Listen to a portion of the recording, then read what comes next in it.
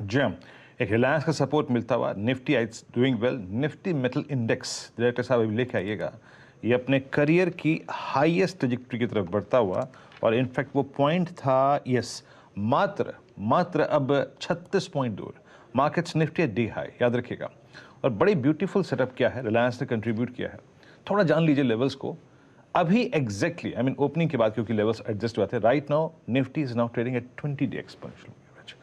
आज का low in terms of yesterday's close बिल्कुल पैरेलल है। क्यों? आज का लो कल का क्लोज डिफाइंड था, exactly 10 day exponential moving average था। तो वहां पे अगर आप देखें हमने एक लो लगाया, और वहां से अगर आप देखें चलते हुए मेटल्स का रिलायंस का एक कंट्रीब्यूशन मिलता हुआ, मेटल्स का पुरजोर अगर आप देखें कंट्रीब्यूशन है।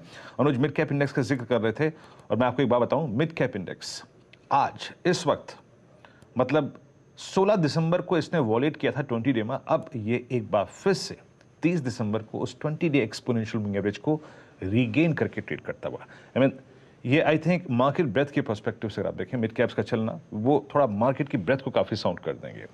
अच्छा, फ्रंट लाइन में क्या अच्छा कर रहा है, एक बार आप लेके आइएगा Manappuram finance 115 about 200 day exponential moving average, about 20 day exponential moving average minus. एक बार मन्नापुरम को देखिएगा, रोलिंग में एक अच्छा स्विंग लिया है 115-25। कोई व्यू यहाँ इस स्टॉक पे आपका?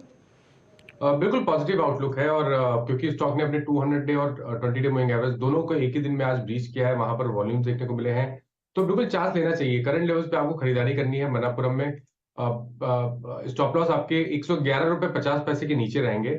और मेरा समझना है कि क्योंकि 200 डे मूविंग एवरेज ब्रीच हुए, तो जो पिछले हाई 120 रुपए के आसपास के थे, स्टॉक उसको टच करने की कोशिश करेगा। चलिए एक बार जरा मेटल्स इंडेक्स वापस रिविजिट करते हैं, क्योंकि कई लोग पूछ रहे हैं मुझसे सिंस मंडे से मैं इसकी बात कर रहा हूँ कि अब नेक्स्ट क्या और इसको अब प्ले करने का तरीका क्या है। देखिए, इसको प्ले करने का तरीका बहुत सिंपल है।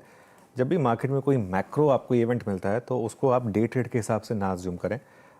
मंडे को कई लोगों ने इसको लेकर मंडे निपटा दिया होगा, लेकिन उसके बाद से आपने ज़्यादा बड़े मूव देखे हैं। मंडे का तो मूव आया खैर, लेकिन उसके बाद की आप ग्रीन कैंडल्स देखिए, क्या ज़बरदस्त ग्रीन कैंडल्स बन रही हैं।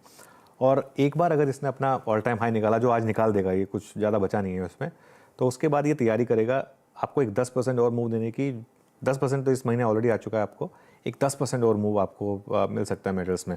और कमोडिटीज़ को प्ले करने का तरीका ये होता है कि आप एक बार किसी स्टॉक में मैक्रो ट्रिगर पर एंट्री करें, उसके बाद एक सिंपल स्टॉप लॉस लगा दें 5 या 6% का, और अगर वो लग गया तो समझे बैड लक, नहीं लगा तो उसके बाद मार्केट आपको एक बहुत बड़ी ट्रेड देगा, और उसमें फिर एग्जिट आपको खुद नहीं करना है, एग्जिट आपको मार्केट को करने देना है। जैसे एक एग्जांपल दे रहा हूँ, JSPL जो हम 3-4 दिन से डिस्कस कर रहे हैं, कहाँ ये मूव स्टार्ट हुआ था, ये 510-520 रुपये पर ये मूव पकड़ा गया था।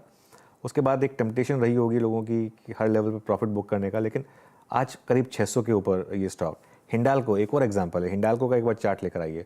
ये देखिए JSPL का चार्ट, ये हिंडाल्को का चार्ट देखिए। हिंडाल्को अब इस समय करीब करीब 1.5% ऊपर है, लेकिन लोअर लेवल से जो इसने एक स्विंग दिया है आपको। और देखिए हिंडाल्को के हाइस कितने ऊपर के थे, मेरे ख्याल 600 रुपये के करीब के हिंडाल्को के हाइस थे। तो अगर मेटल्स इंडेक्स उस तरफ जा रहा है तो ये स्टॉक्स, इंडिविजुअल स्टॉक्स भी उस तरफ जाएंगे, ये आप मान के चलिए। तो ये एक बड़ी थीम है, अनलेस चाइना में फिर एक यू टर्न हो और वो कुछ वापस एक अपनी वो जीरो कोविड पॉलिसी को ले आए या कुछ कर दें जो पिछले 3 साल से रही है, वो हो जाए तो अलग बात है। लेकिन अगर वो नहीं हो रहा है, जो कि एक एजम्पशन है कि नहीं होगा, तो ये एक यहाँ पर एक बड़ी थीम बनकर आपके लिए सामने आ रही है।